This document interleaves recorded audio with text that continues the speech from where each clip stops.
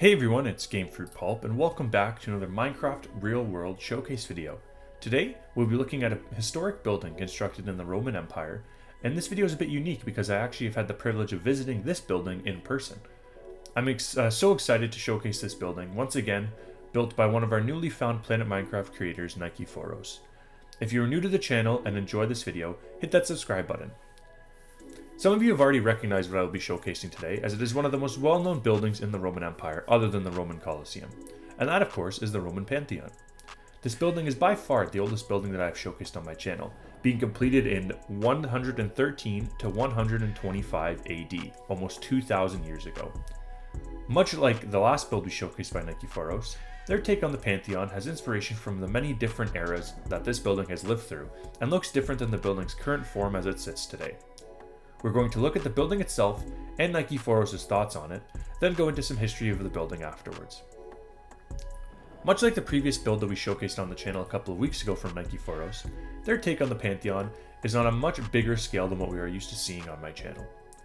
Although it doesn't say the exact scale on the Planet Minecraft page for the Pantheon, if I had to guess, I would say the scale used here was even bigger than the church that I showcased a couple of weeks ago, and would estimate it to be 2.5 to 1 or 3 to 1.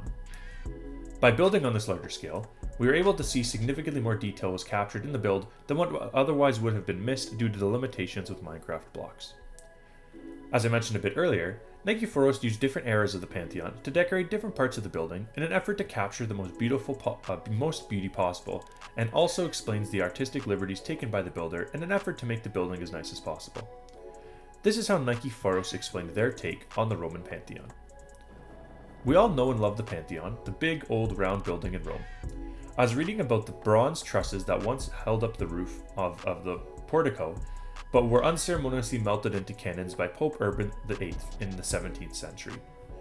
I then realized that I have to do them justice and put them back in once more. No bronze block in Minecraft, but copper would have to do. This started my journey into recreating this ancient marvel. However, I don't really like copying historical buildings one-to-one. I think this removes a part of the creative process, or perhaps I just can't be bothered to looking up every small detail to make sure it's the same. Hence, my Pantheon is more of an impression rather than a copy.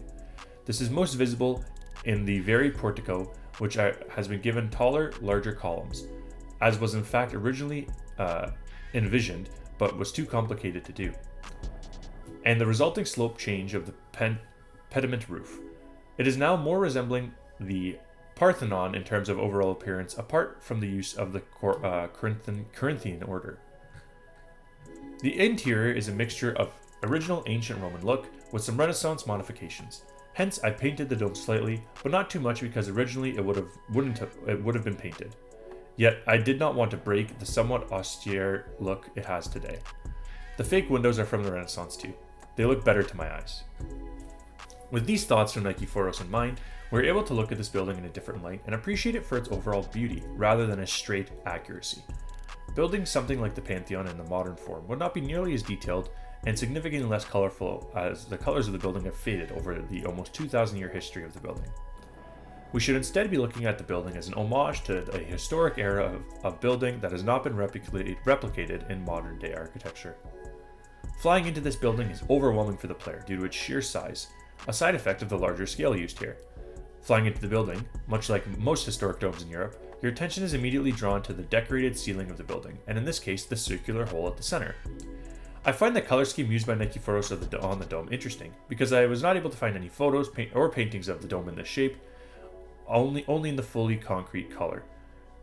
I found the structural information about the dome, or rotunda, to be very interesting, as I've never come across a building like this before with a hole in the center. It turns out that this actually has a specific purpose. The 4,535-ton weight of the Roman concrete dome is concentrated on the ring of the Vossier's 9.1 meters in diameter that form the oculus, while the downwards thrust of the dome is carried by the 8-barrel vaults in the drum wall into 8 piers. The thickness of the dome varies from 6.4 meters at the base of the dome to 1.2 meters across around the oculus. The materials used in the concrete of the dome also vary. At its thickest point, the aggregate is travertine, then terracotta tiles, but then at the very top, tufa and pumice, both porous light stones. At the very top, where the dome would be at its weakest and vulnerable to collapse, the oculus lightens the load. This information, which I got from Wikipedia, explains that the oculus at the top of the rotunda actually helps ensure the structural integrity of the entire building, and I imagine that it is entirely possible that this building would not be in as good of a state today if the rotunda was fully enclosed. Looking at Nicephorus's build of the Roman Pantheon, we can look at it as a sign of an appreciation for the past, rather than a replication of the past, due to the artistic liberties taken on the building. As a result, there isn't much point in looking at the specific historical details of this building because they would not always match up with what we see here. However, Nicephorus's Pantheon does an excellent job of capturing the ambiance and feeling that one gets when they walk into the Pantheon, and it brings the player back to an ancient time when this building would have had colorful frescoes and details that have been lost to the passage of time.